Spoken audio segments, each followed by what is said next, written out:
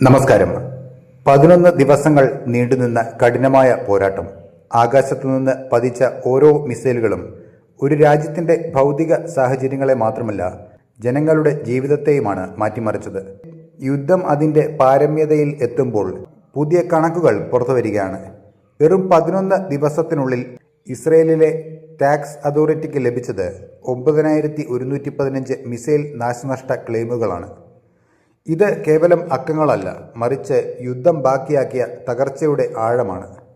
ലഭിച്ച പരാതികളിൽ സിംഹഭാഗവും കെട്ടിടങ്ങളെ ബാധിച്ച നാശനഷ്ടങ്ങളാണ്.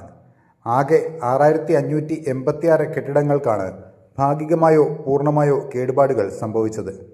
ഇതിൽ വലിയൊരു ശതമാനവും സാധാരണക്കാരുടെ വീടുകളും അപ്പാർട്ട്മെൻറ്റുകളുമാണ്. പതിറ്റാണ്ടുകളോളം കഷ്ടപ്പെട്ട് കെട്ടിപ്പൊക്കിയ വീടുകൾ നിമിഷനേരം കൊണ്ട് തകരുന്നത് സങ്കല്പിച്ചു നോക്കൂ. നഗരപ്രദേശങ്ങളിലെ വലിയ കെട്ടിടങ്ങൾ മുതൽ ഉൾനാടുകളിലെ വീടുകൾ വരെ ഈ പട്ടികയിൽ ഉൾപ്പെടുന്നു. വീടിൻ്റെ മേൽക്കൂരകൾ തകർന്നതും ജനാലകൾ ചിതറിയതും ചുവരുകളിൽ വിള്ളൽ വീണതും ഉൾപ്പെടെയുള്ള ക്ലെയിമുകളാണ് അധികൃതർക്ക് മുന്നിലെത്തിയിരിക്കുന്നത്. കെട്ടിടങ്ങൾ മാത്രമല്ല, അതിനുള്ളിലുണ്ടായിരുന്ന ജീവിതോപാധികളും യുദ്ധം കവർന്നെടുത്തു. 1044 പരാതികൾ കെട്ടിടത്തിനുള്ളിലെ ഉള്ളടക്കങ്ങളെയും മറ്റ് യന്ത്ര സാമഗ്രികളെയും കുറിച്ചുള്ളതാണ്. ഇലക്ട്രോണിക് ഉപകരണങ്ങൾ, വിലപിടിപ്പുള്ള ഫർണിച്ചറുകൾ, ബിസിനസ് സ്ഥാപനങ്ങളിലെ നിർണായകമായ യന്ത്രങ്ങൾ എന്നിവ ഇതിൽ ഉൾപ്പെടുന്നുണ്ട്. സാമ്പത്തികമായ വലിയൊരു തകർച്ചയ്ക്കൊപ്പം ഒരു കുടുംബത്തിൻ്റെ ദൈനംദിന ജീവിതത്തെ മുന്നോട്ട് നയിക്കുന്ന ഉപകരണങ്ങൾ നഷ്ടപ്പെട്ടത് ഇസ്രയേലിലെ ജനജീവിതത്തെ സാരമായി ബാധിച്ചിരിക്കുകയാണ്.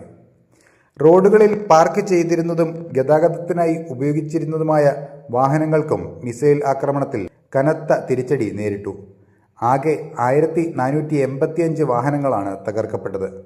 മിസൈൽ നേരിട്ട് പതിച്ചും സ്ഫോടനത്തെ തുടർന്നുണ്ടായ പ്രകമ്പനത്തിലും തീപിടുത്തത്തിലുമാണ് ഇത്രയധികം വാഹനങ്ങൾ കത്തി നശിച്ചത്.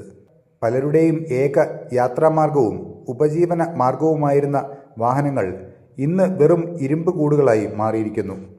ഇസ്രയേലിലെ തെരുവുകളിൽ യുദ്ധത്തിൻ്റെ മുറിപ്പാടുകളായി ഈ വാഹനങ്ങൾ ഇന്നും അവശേഷിക്കുകയാണ്. 9115 പരാതികൾ എന്നത് വെറുമൊരു ഔദ്യോഗിക കണക്ക് മാത്രമല്ല, അത് ആയിരക്കണക്കിന് മനുഷ്യരുടെ വേദനയുടെയും നഷ്ടത്തിൻ്റെയും കഥയാണ്. ഈ നഷ്ടങ്ങൾ നികത്താൻ സാമ്പത്തിക സഹായങ്ങൾ ലഭിക്കുമായിരിക്കും, പക്ഷേ യുദ്ധം സൃഷ്ടിച്ച മാനസികാഘാതം അത്ര പെട്ടെന്ന് ഇല്ലാതാകില്ല.